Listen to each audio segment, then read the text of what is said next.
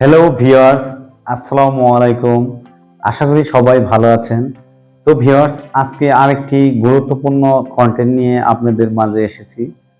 আমরা ইতিপূর্বে পূর্বের যে কন্টেন্টটি দেখেছি সেটা হলো যে নাম্বারিং কি বা নাম্বারিং প্রসিডিউর। কিন্তু নাম্বারিং এর পরের যে সিকোয়েন্স অনুসারে আমাদের যে প্রসেসটা সেটা হলো বান্ডেলিং বা বান্ডেলিং কি এবং কি বান্ডেলিং গার্মেন্টসে বান্ডেলিং কেন করা হয়। তো ভিউয়ার্স, আপনারা যারা এই ভিডিওটি দেখতেছেন তারা অবশ্যই পূর্বের নাম্বারিং এর যে নাম্বারিং কি এবং কি নাম্বারিং কেন করা হয় গার্মেন্টস সেক্টরে, আমার এই পূর্বের ভিডিওর লিঙ্কটি আমি ডেসক্রিপশনে দিয়ে দিব। এই ভিডিওটি দেখে নেবেন, তাহলে আপনারা আরো ক্লিয়ার হবেন যে নাম্বারিং এর পরে সিকোয়েন্স বেস বান্ডেলিং কেন করা হয়। তো ভিউয়ার্স, আমি সংক্ষেপে জাস্ট উদাহরণ দেব একটি প্রোডাক্ট দেখিয়ে, তারপরে বাকি প্রেজেন্টেশনে চলে যাব। তো ভিউয়ার্স, আপনারা পুরো বিস্তারিত বিষয়টি জানতে পারবেন। তো ভিউয়ার্স, সাপোজ এখানে একটি ডেনিম 5 পকেট একটি প্যান্ট। তো ভিউয়ার্স, এই আইটেম দিয়ে আমি এক্সাম্পল যে দেখাচ্ছি সেটা হলো যে আমরা গার্মেন্টসে কেন বার্নেলিং করি। এটা সহজ যে উত্তরটা, আমরা পূর্বে যে ভিডিওটি দেখেছি যে নাম্বারিং। তো ভিউয়ার্স, আমাদের নাম্বারিং করার পরে দেন বান্ডেলিং এর যে প্রয়োজনীয়তাটা বা বান্ডেলিংটা কি, সেটা হলো যে আমরা যে কাটিং বা স্তরে স্তরে যে প্রাইস কোয়ান্টিটি গুলা আমরা একটি কাটিং এর উপরে কাটিং করি, কাটার পরে নাম্বারিং করি এবং কি নাম্বারিং করার পরে একটি প্রোডাক্টের বা একটি আইটেমের যে সমস্ত পার্টস গুলো আছে সেই পার্টস গুলো আমাদেরকে বান্ডেলিং সাজিয়ে, মানে সেই স্তর কাটিং এর যে স্তর গুলো বা প্লাই সিকোয়েন্স বেস, সেই আমরা প্লাই কোয়ান্টিটি গুলো একত্রে কাটিং করার পরে নাম্বারিং করি। দেন আমাদের সেই প্যানেলগুলোকে সাজিয়ে গুছিয়ে দেওয়ার জন্য আমাদের বান্ডেলিং এর প্রয়োজনীয়তা। এছাড়াও আমাদের সুইং এ যে প্রসেস গুলো করা হয়, সুইং প্রসেস অফ অর্ডার, তাদের সুবিধার্থেও আমাদের বান্ডেলিং করতে হয়।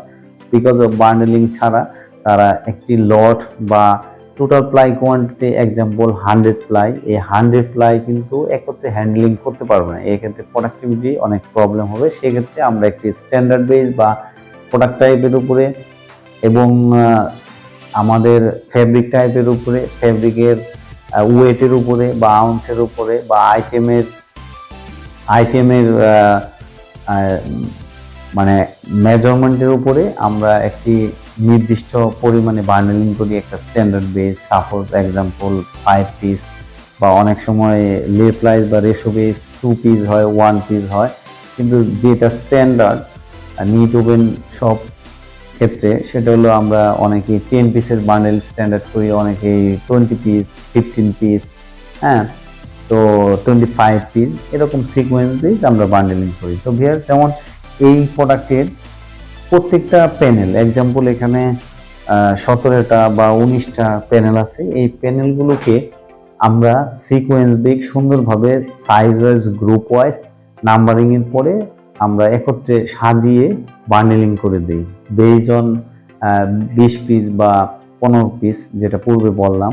তো ভিউয়ার্স, এই কারণেই আমাদের বান্ডেলিং মূলত করতে হয়।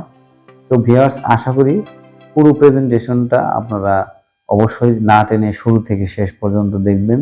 আমি একটি ভিডিও ক্লিপ দেখাবো আপনাদের বান্ডেলিং কিভাবে করতেছে, তা দেন একটা প্রেজেন্টেশন দেখাবো। তো ভিউয়ার্স, আশা করি সবাই ভিডিওটি না টেনে শুরু থেকে শেষ পর্যন্ত দেখবেন। এবং যে সকল ভিউয়ার্স বা যারা অনলাইনে থাকেন, মানে ইউটিউবে যারা কন্টিনিউ আছেন, যারা এখনো আমার চ্যানেলটা সাবস্ক্রাইব করেননি বা এই ট্রেডে যারা জব করতেছেন বা স্টুডেন্ট যারা আছেন এই গার্মেন্টস সেক্টরে, তো তারা অবশ্যই আশা করি আমার এই ভিডিওগুলো দেখলে উপকৃত হবেন। এবং কি যারা এখনো সাবস্ক্রাইব করেননি তারা আমার চ্যানেলটি অবশ্যই সাবস্ক্রাইব করবেন এবং কি লাইক দিবেন, কমেন্টস করবেন এবং কি শেয়ার দিবেন। তো ভিউয়ার্স, অবশ্যই আপনারা প্রেজেন্টেশনটা এখন দেখবেন। ভিউয়ার্স, দেখেন এখানে কিভাবে বান্ডেলিং করা হচ্ছে।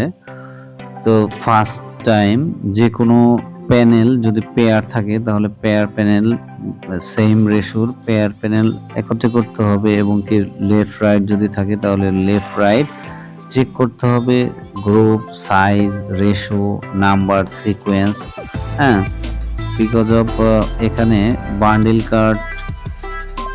কার্ডের যে নাম্বার, সিরিয়াল বা স্টাইল, কালার, কাটিং নাম্বার সবকিছু চেক করতে হবে। বিশেষ করে নাম্বারিং এর যেগুলো থাকে size, number, cutting number, serial number, এগুলো অবশ্যই ভিউয়ার্স চেক করতে হবে। দেখেন সে চেক করতেছে এবং কি সিরিয়াল অনুসারে সে দুই পাশের বান্ডিল করতেছে কিভাবে। তো ভিউয়ার্স, আশা করি এই ক্লিপসটি দেখলে সহজে বুঝতে পারবেন কিভাবে বান্ডেলিং করতেছে। তো এটি বেসিক বিষয়। তো এছাড়াও আরো কিছু বিস্তারিত বিষয় আছে, সেগুলো আমি আপনাদের একটি প্রেজেন্টেশনের মাধ্যমে দেখাবো।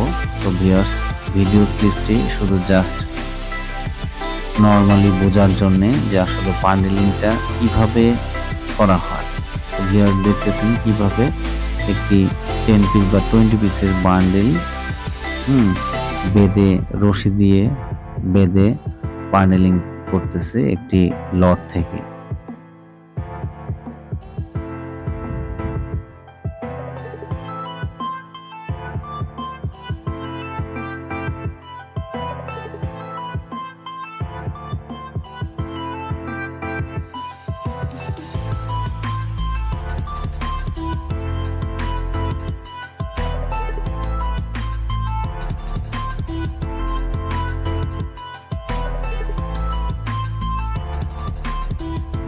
গার্মেন্টস ম্যানুফ্যাকচারিংয়ে বান্ডেলিং কি?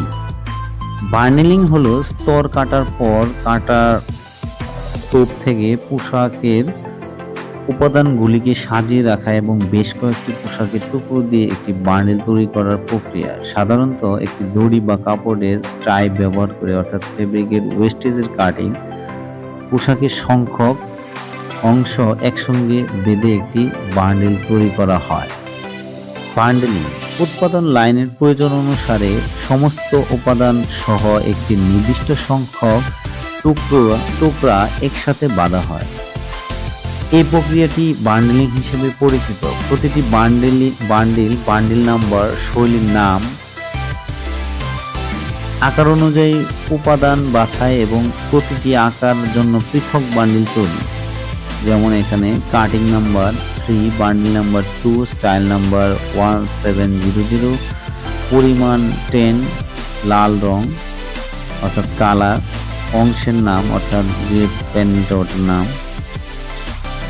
শর্টিং উৎপাদন পদ্ধতি অনুযায়ী make through, progressive bundle or one piece flow system.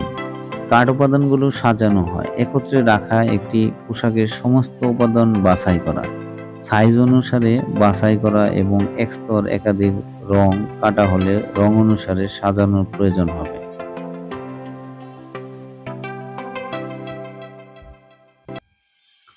Bulk কাটিংয়ে একটি স্তর থেকে 100টিরও বেশি ফ্যাব্রিক স্তর একসাথে কাটা হয়। দ্বিতীয়ত, একাধিক পোশাক একই বা বিভিন্ন আকার এবং রঙের একক স্তর থেকে কাটা হয়। একই আকার, একই রঙের এবং একই ফ্যাব্রিক স্তর থেকে পোশাকের অংশগুলিকে বাছাই এবং বান্ডেল না করে কাটিংগুলো সরাসরি সেলাই অপারেটরে পাঠানো যাবে না। কেউ করলে গন্ডগোল হবে।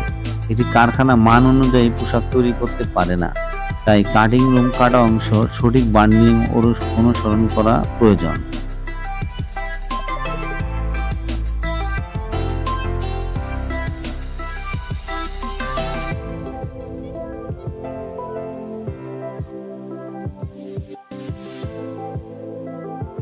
বান্ডেলিং একটি সাধারণ শব্দ যা কাটিং রুম প্রক্রিয়ায় ব্যবহৃত হয়। এটি কাটিং ঘরে কাটা টুকরো গণনা করার উপায়। বান্ডেলিং কাটিং বিভাগকে কাটিং পরিচালনা করতে এবং কাটিং ইনভেন্টরি সংরক্ষণ করতে সহায়তা করে। সেলাই ফ্লোর থেকে প্রাপ্ত রিকুইজিশন অনুযায়ী তারা কাটা অংশ সেলাই বিভাগে পাঠায়। বান্ডেলিং একটি ম্যানুয়াল প্রক্রিয়া। বান্ডেলিং প্রক্রিয়াটি কম্পোনেন্ট বাছাই এবং ফ্লাই নাম্বারিং করার পরে করা হয়। উৎপাদন ব্যবস্থার উপর নির্ভর করে। একটি কারখানা তার বান্ডিলের আকার নির্ধারণ করে, অর্থাৎ একত্রে বাঁধার জন্য সংখ্যা একক। একটি বান্ডিল পোশাকের 10 থেকে 20 ইউনিটের তৈরি একটি বান্ডিল, যেখানে পোশাকের সমস্ত উপাদান একসাথে বাঁধা হয়। যদি পোশাকের উপাদানগুলি আকারে বড় হয় এবং যদি একটি সাব প্রসেস থাকে, যেমন অংশ প্রস্তুতি, কারখানাটি প্রথমে অংশগুলির জন্য সাব বান্ডেল তৈরি করে এবং তারপরে সমস্ত সাব বান্ডেল, ধরা যাক একটি টি শার্ট তৈরির কারখানা নিট কাপড় থেকে টি শার্টের অংশ কেটে ফেলে। এখানে অংশগুলি হলো টি শার্টের সামনের প্যানেল, পিছনের প্যানেল, দুটি হাতা এবং গলার পাইপিং। সুতরাং যখন কাটিং রুমের কর্মীরা টি শার্টের জন্য একটি বান্ডেল তৈরি করে, ধরা যাক 20 টুকরার একটি বান্ডেল, তারা 20টি টি শার্ট তৈরির জন্য প্রতিটি উপাদান নেবে এবং একটি বান্ডেল তৈরি করবে। তার মানে সামনের প্যানেলের 20 টুকরা, পিছনের প্যানেল এবং কি ঘাড়ের পাইপিং এবং 40টি হাতা একটি বান্ডেল তৈরি করবে। বান্ডেল তৈরির জন্য যে সব সময় পোশাকের যন্ত্রাংশ বাঁধতে হয় না তা নয়। যখন একটি কারখানা প্লাস্টিকের ট্রে, ঝুড়ি, পলিব্যাগ বা ট্রলির মতো পোশাকের কাটিং পরিবহনের অন্যান্য উপায় ব্যবহার করে, তখন কাটিংগুলি